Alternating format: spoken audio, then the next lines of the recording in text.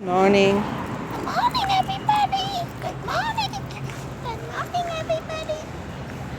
So, finally found a place with trees to start the morning.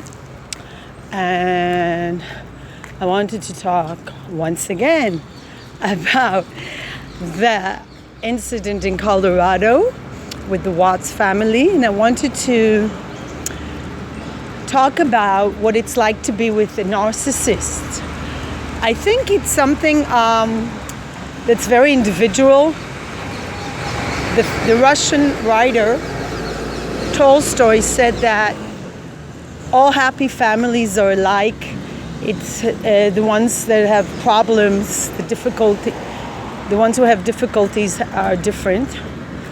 But I believe that all families are sort of different, but then they're also unique.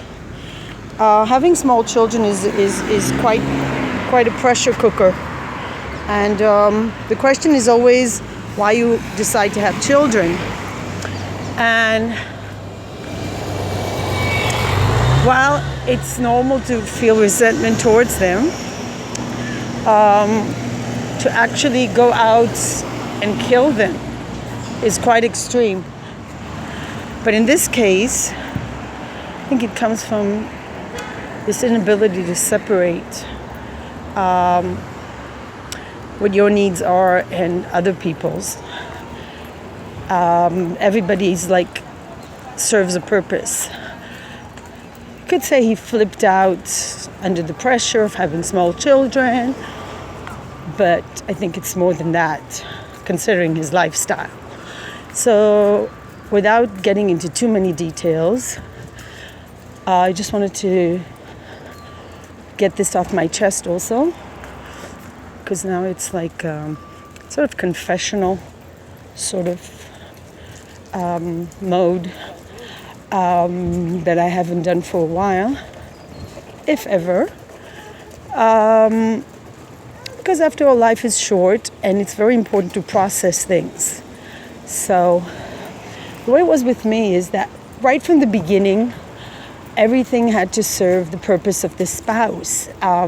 Whether it was the wedding, everything revolved around his needs, his wishes, and he wanted to have a family, of course, because he wanted to fit in society.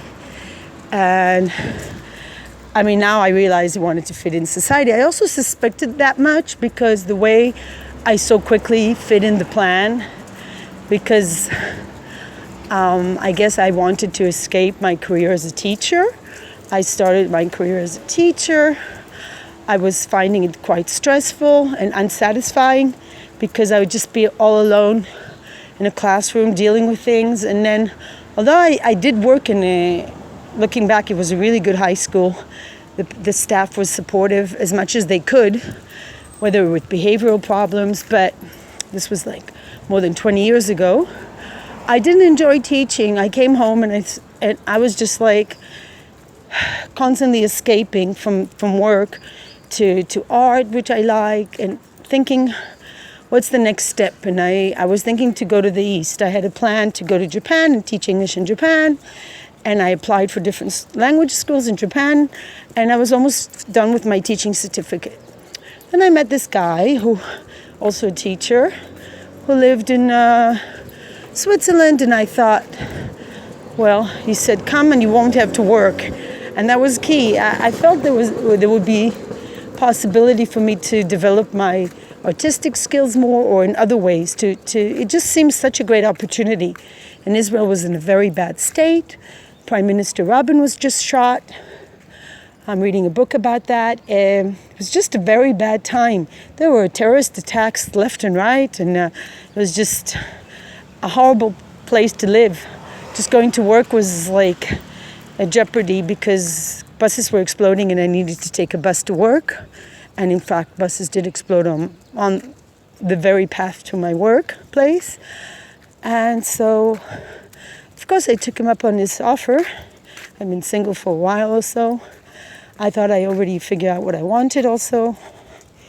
And it was a huge risk looking back. And I would never recommend it to anyone, nor would I ever repeat this sort of behavior of just trusting someone you hardly know. And especially it was in a difficult time. I wanted to escape.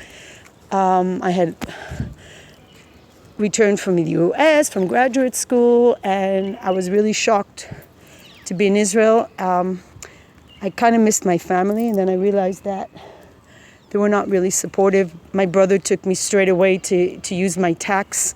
I had like tax reductions, right? Like as a returning citizens, I could purchase things with a reduction, tax-free. And so he bought furniture for his children, and he made it out that he wouldn't have to pay taxes. It was such a small amount, but it was breaking the law. And I still feel bad because I remember how he drove me. He just came early in the morning and with his car, just picked me up, took me to the tax office, and I declared that the purchased furniture was mine. So he saved money. So this was what I served for my brother. And then I would be the babysitter occasionally. And there was not one indication that I served any other purpose than to do something for them. I was forced to attend their dinners every now and then and whatever, where I would just be like just forced to be part of a family where I felt completely unappreciated, completely not in touch with my needs or my wishes. And I was dating really badly because it just seemed the kind of man I dated, they were just really looking out for like very physical kind of relationship, how they can use me as a sex object. And I didn't feel like I wanted to continue that path. So of course when I met a teacher who seemed to be serious, he expressed his wish to have a family with me quite early in our relationship and without indicating why. And now there were early signs that he didn't like my personality. He said he couldn't listen to me.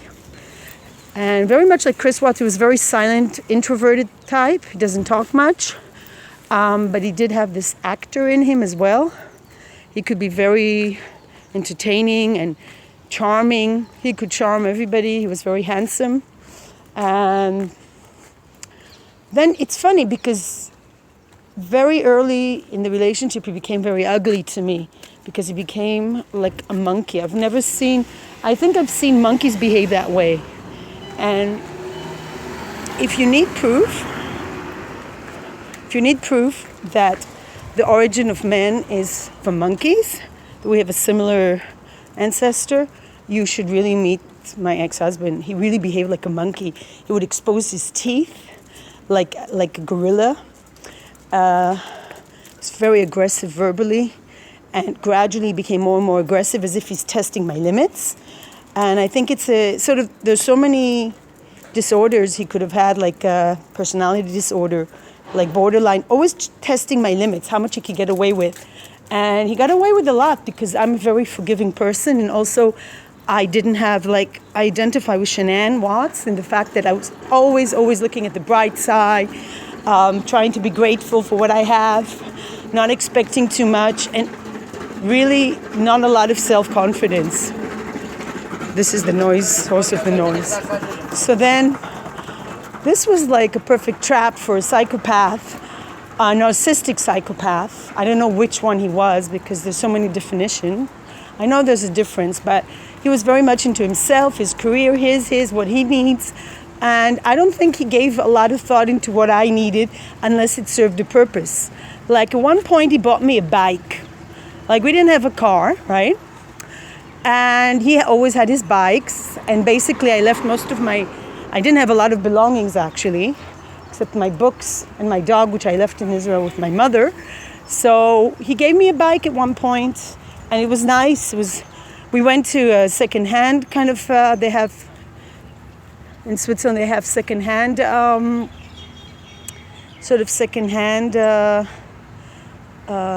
sorry, I'm being distracted because I'm seeing I usually exercise here and I see someone sleeping there, like a homeless person there or something. Oh God, I'm so happy. I don't feel well enough to exercise today because it's hard to exercise in yoga when somebody's sleeping there. Someone's actually sleeping in that outside. Oh well. Anyway.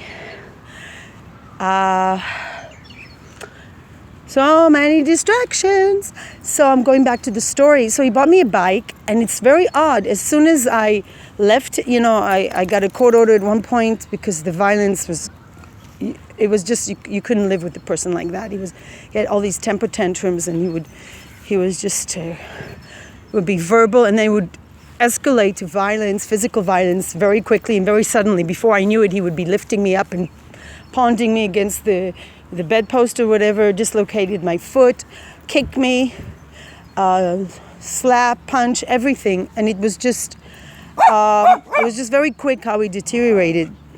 Escalate, sorry. Yeah, escalate.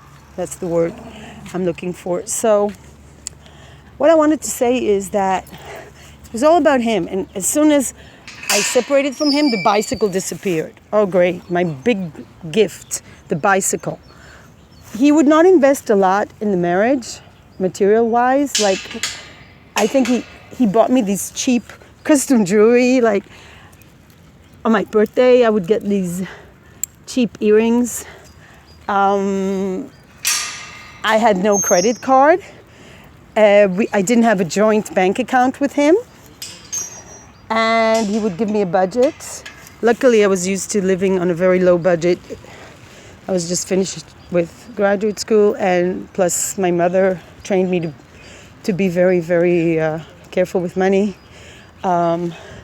She was like very similar to him. She would spend on her, from our father's estate, whatever she wanted. She had a very luxurious life, but she was very cheap as far as, she would pay for my education, but she was like from my father's estate, but she did not spend a lot. She did not budget me for a lot. Oh my gosh, look at the dog. Oh my gosh, it's just painful to see injured animals, but he's in good hands, which is really good. Another distraction. Anyway, what I wanted to say is that I think after you live in such a relationship, you'd think you'd learn, but it took me so many times, so many more lessons until I learned finally that I'm a magnet for psychopaths, narcissistic psychopaths, whether it's female or male. And then I noticed that my friends, so-called friends, came back to Israel, and I was like trying to reconnect to my friends, and I realized they didn't want a connection, especially one friend who was like always sleeping over at our home, and like my best friend in the army, and then she just disconnected. And I wanted to ask them some legal advice. Her father had a law office, and she just like, no, our relationship is over. Then I realized, okay, basically all my friends were narcissists who just, if I served their purpose, that was great. And so basically I cleaned out my life from narcissists and filled it with animals, like this wonderful creature who, yes, she wants food. It's not like she doesn't have any, she's like not without motivation, but she really, really loves me in return. And she doesn't ask for anything except food, a little bit of food. And in return, she's like amazing. And that's what I recommend to a lot of people in recovery from narcissistic relationships. And human beings are quite difficult, but Chris Watts is extreme, and my ex also, in the fact that they just see human beings as objects, as a means to get what they want. And so get a dog. Stay away. Peace.